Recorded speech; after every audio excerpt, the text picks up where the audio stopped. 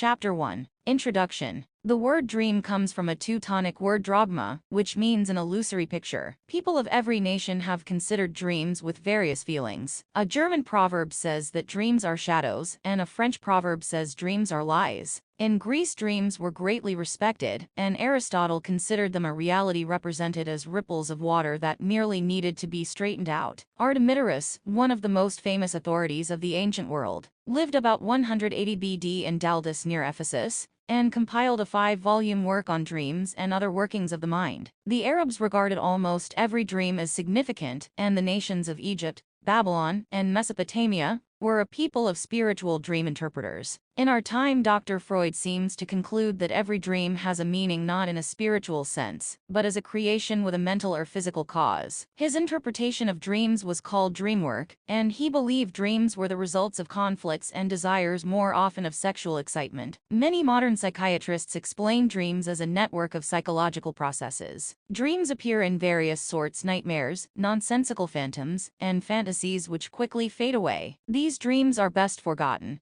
But not all dreams are the result of an upset stomach, psychological frustrations, or vain anxieties. Some dreams may prove to be inspirational revelations from God. Therefore, it is necessary for men to discern the difference between useless or meaningless dreams and those which are inspirational. Many men may have had revelations from God which they have passed off as insignificant, simply because they failed to discern or interpret the inspirational message which was offered through this means of communication. Mankind generally have failed miserably in acquainting themselves with the means by which God dispenses his wisdom and intelligence. Dreams are one of God's most useful means of conveying inspiration, and are one of the gifts of the Holy Spirit. We must learn to acknowledge and respect this gift as we do the gift of tongues, the gift of visions, or any other means of divine revelation. Too often the gifts of God are rejected, neglected, or misunderstood. Whenever a gift or talent is refused, it is quickly lost. However, when the gifts of God are received and appreciated, they will increase and grow unto the perfect light of day. For example, many Old Testament prophets were prepared to receive divine instruction, and their dreams were prophetical and inspirational, and were considered as gifts from God. Joseph of old said, "Do not interpretations belong unto God?" Gen. 48. And Daniel said that there is a God in heaven, that revealeth secrets and maketh known to King Nebuchadnezzar what shall be in the latter days. Dan. 2:28. Then the Lord spoke to Jeremiah and said, "The prophet that hath a dream, let him tell a dream, and he that hath my word,